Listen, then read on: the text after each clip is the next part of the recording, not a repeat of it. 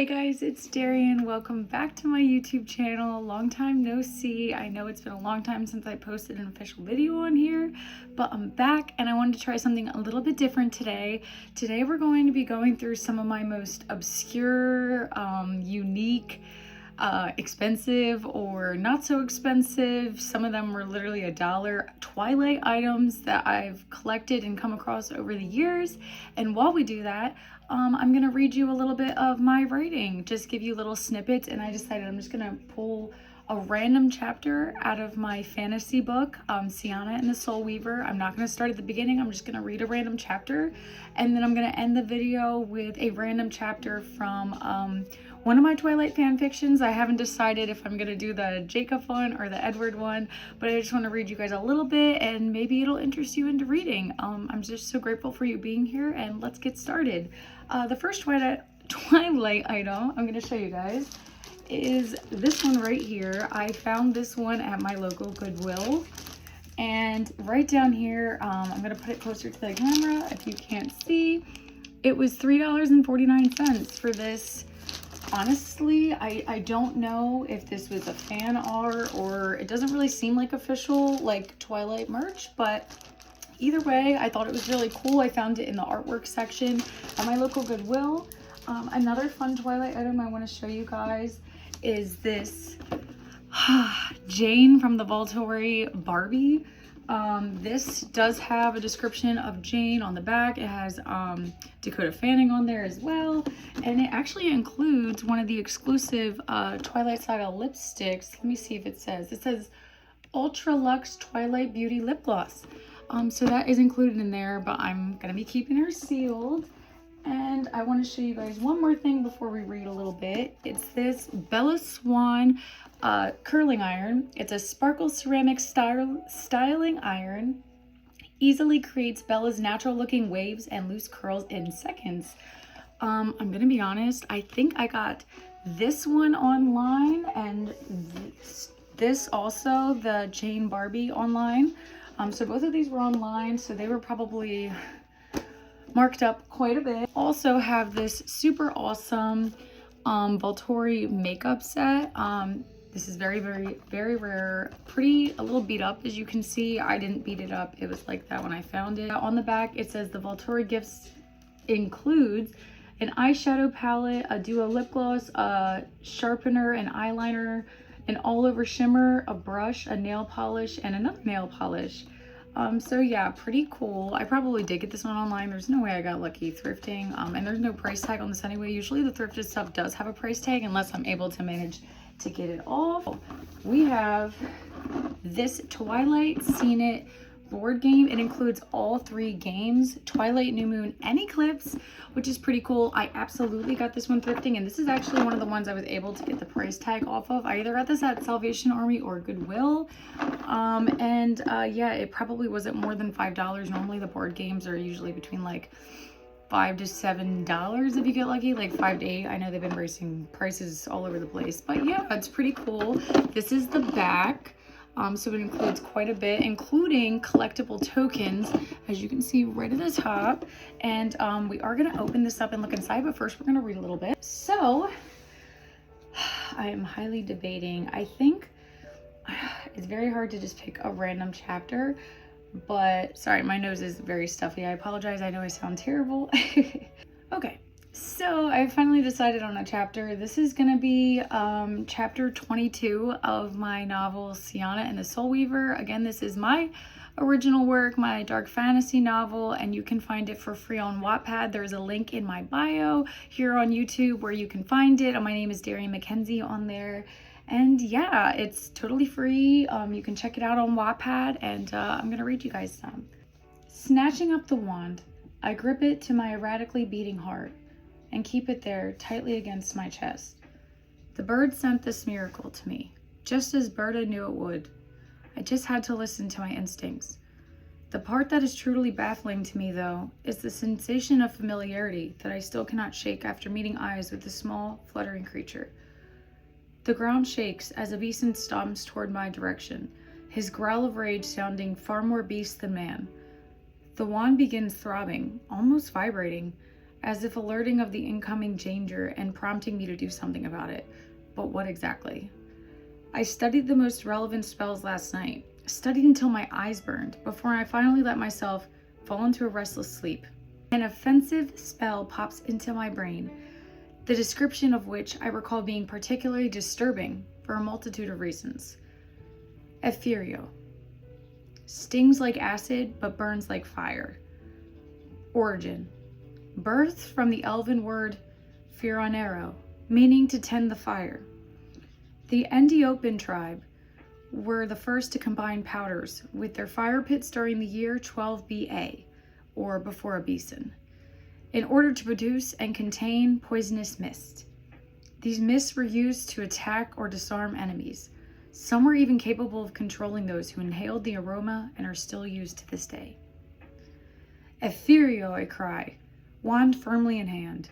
A wall of raging fire, burning green instead of orange, shoots from the wand itself and explodes into a defensive barrier between Abeeson and I. He hisses in response and kicks his hooves against it, cursing my name loudly as his fur is viciously singed from the flames.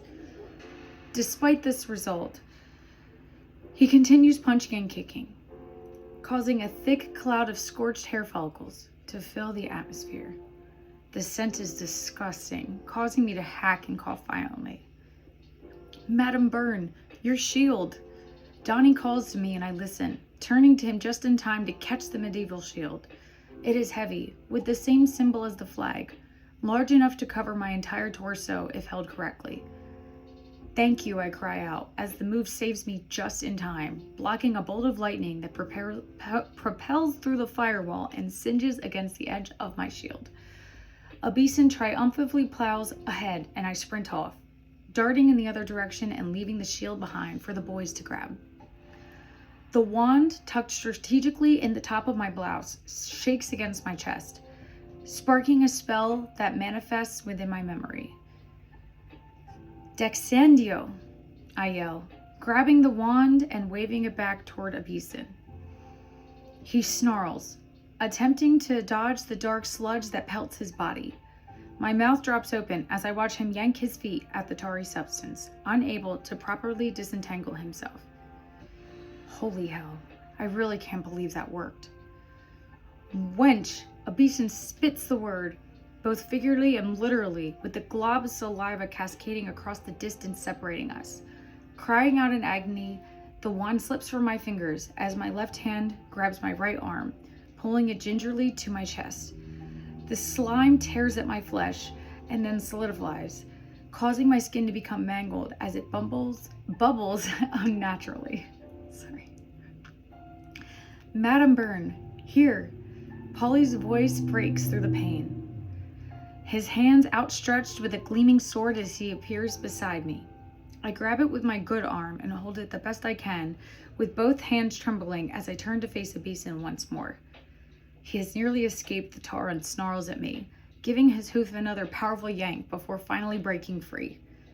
He charges me once more, and although I try to run, he manages to connect his head with my torso, knocking me across the dirt right along with the sword and the wand.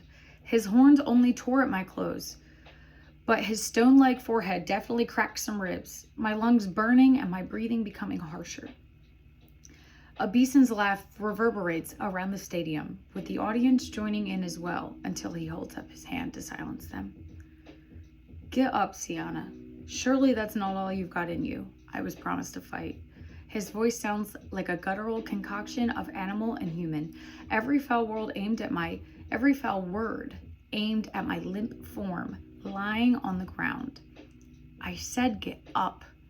Suddenly, much to my terror, my body starts to involuntarily levitate several feet in the air. I scream, my eyes frantically searching for my weapons, taking a second before finally spotting the glimmer of the wand not too far from me. The sword reveals itself to me next, although farther away, not nearly as possible as the wand. Maybe if I can just get to the wand, I could use it to snag the sword. My prayers are forcefully answered when Abeeson tosses me back to the dirt, my fingers snatching up the wand for dear life. My ribs are throbbing with pain, but I ignore it, waving the wand toward the sword and coughing out the phrase, Erakoma's sword. The spell, one of the many within the vast collection I've been studying, conveniently brings an object toward the caster without the person having to move to physically grab it. Erakoma. Use this phrase combined with the title of the inanimate object in which you are trying to possess. Can often be useful in sticky situations that leave the caster unable to access their hands. I apologize. Origin. Stems from the Goblic word Aaron Kumata, meaning to bring or join. I actually think this is a good place to end. I didn't realize how long this chapter was. There's not too much left, but I don't want to babble away and lose you guys. And I also think this is a good time to kind of explain the language a bit here within my story. I do mention elves. I mention, there's going to be mention of witches, wizards. There's lots of magic, werewolves, shapeshifters. There's a lot. There's a lot going on. But I'll admit most of it is kind of just my own thing.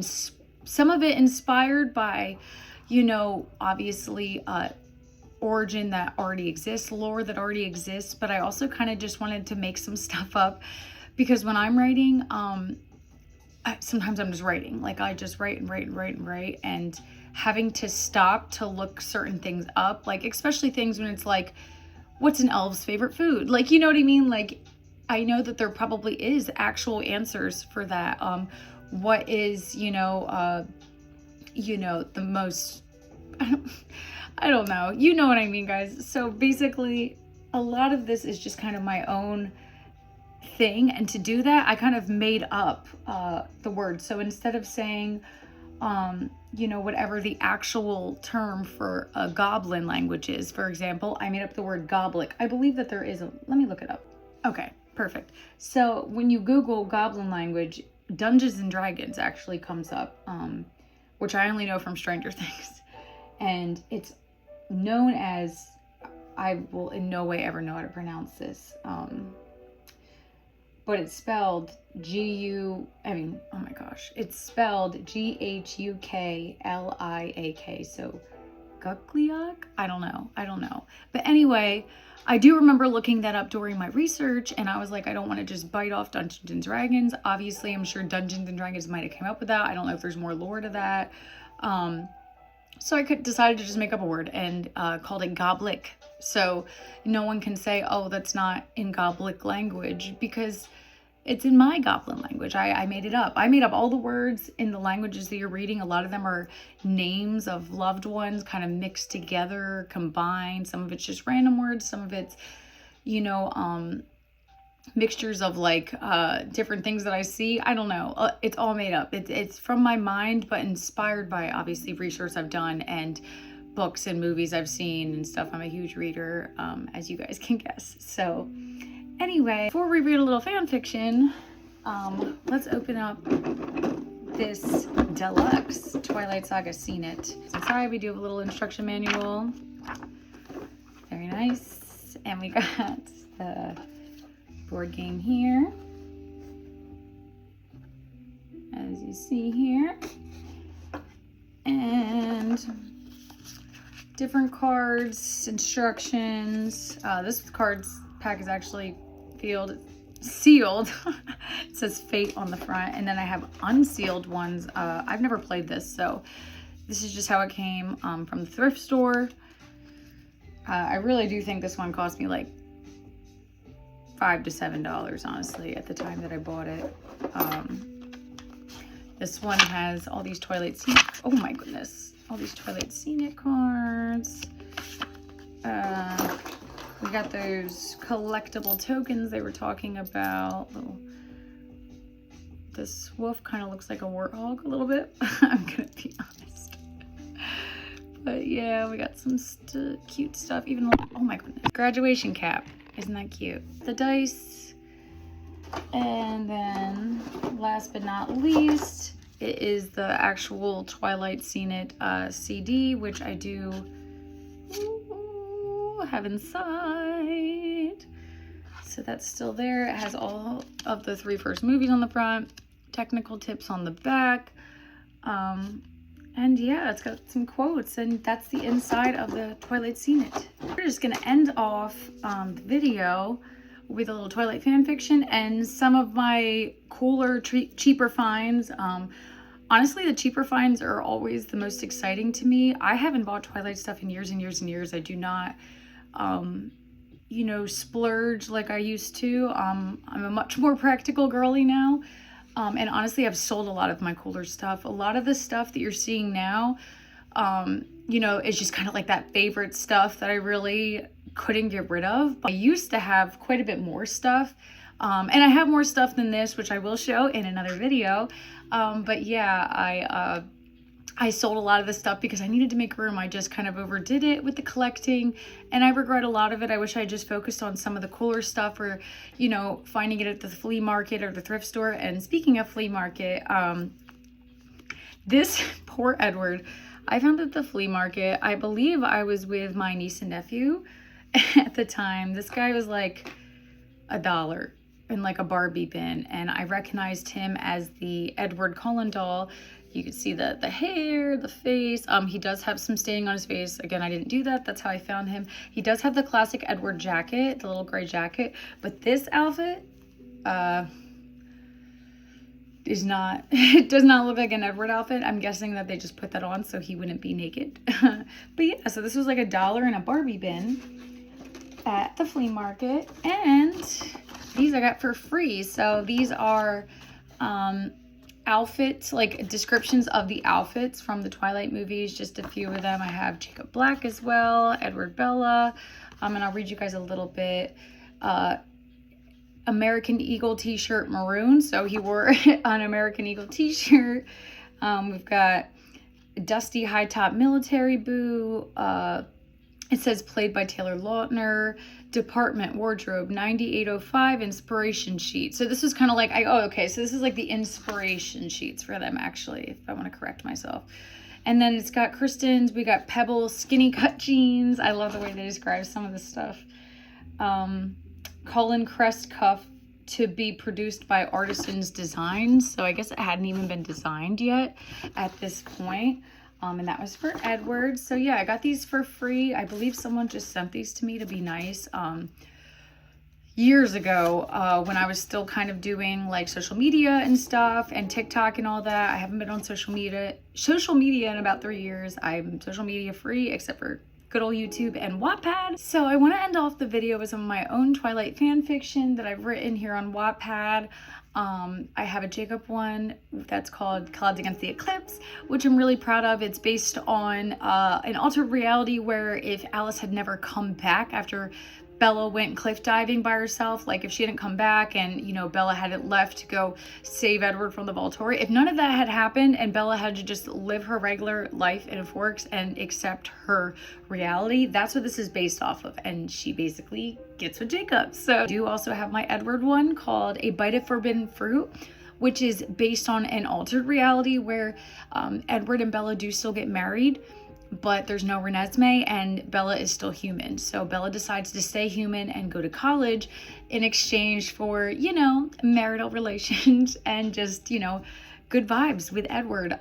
So yeah, they're two altered realities. So they're my own versions of kind of maybe what I would have liked to see in the original Twilight series, but I also love the original Twilight series. So not clowning that either. I'm gonna pick a random chapter from my Clouds Against the Eclipse. This is very spicy. I just want to pre-warn, I obviously will not be reading the spicy bits here on YouTube because it's inappropriate, but if you want to read the inappropriate stuff, go to my Wattpad.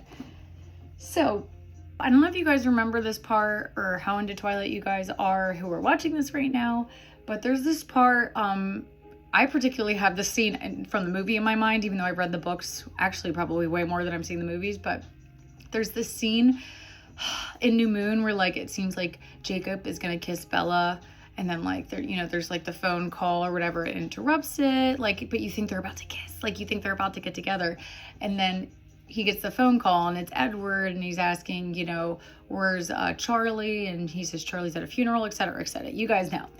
So this is basically if they never got interrupted. That's basically where I started my story at. So here we go. It's called Clouds Against the Eclipse. Chapter 1 is it okay if I love you both for now? I do have a content warning there. Obviously, I'm not going to be reading that mature content here on YouTube. I'm just going to read you guys like a tiny little baby snippet, but I would love to hear your feedback on the rest of it. Please come read it. Okay. Bella's point of view. I am kissing Jacob Black in my kitchen. Thank God Charlie will be out late tonight. Jacob's lips move slowly at first, but are scorching hot as he takes my mouth. His huge hands wrapping around my waist to pull me closer. He's so tall that I'm standing on my tiptoes to get better access, my arms moving around his neck and his familiar earthy scent inebriating my senses. I have known for a while that Jacob has a crush on me, and I'll admit I've definitely thought about him that way, despite how hard I tried to suppress my feelings. But for it to finally be happening, for my guard to finally ease up enough to let him in, feels absolutely liberating. I still love Edward, but he isn't here anymore. No matter how desperately I wished for him, no matter how many unreturned emails I sent to an unknown address, no matter how many times I wandered through the woods searching for someone who wasn't there, someone who left me, someone who said they didn't want me. Why am I choking up at my own story? This part really gets me because when I read New Moon, I always cry. Like when she kind of like goes through it in New Moon. So I like get emotional. I am very, very attached to these characters. I'm so sorry. Anyway, and honestly, how can I argue with that? How can I blame him? I told him 1,000 times that it didn't make sense for him to want to be with me. But Jacob is here and he does want me. He tells me constantly with his words and actions and with the way he's kissing me right now. I might actually have to stop reading at that point because I do kind of get to the little spicy part, but I'm gonna read you guys the little end because it does get a little spicy there in the beginning, and I just feel weird reading it on YouTube. But I would love for you guys to read it. Go read it on Wattpad, please. I'm gonna skip ahead a little. Okay. Jacob loves me, and I know in my heart that I love him deeply, even if I can't necessarily comprehend what that means right now. So I ask the only thing I can manage to say, my one burning thought before I lose myself in this boy who has become my own personal sunshine, my absolute best friend on the planet. Is it okay if I love you both for now? Because if so, I gulp, using every last bit of my courage to finish what I want to say. Then I'm yours. His lips crashing down onto mine is the only answer I need, my fingernails digging roughly into his waist as he cups my tear-stained face in his hands. He is so warm and strong, and the taste of him is beyond intoxicating, my entire body screaming and begging for more. Oh, I cannot read that. Okay, I'm gonna stop right there, actually, yeah, because I ended it a little crazy. But if you wanted to read more, it is on my Wattpad. Again, free, link in my bio. Just search me on Wattpad, Darian Mackenzie. So this one is Clouds Against the Eclipse. It is free on my Wattpad, but I do have an Edward one if you're more of an Edward person.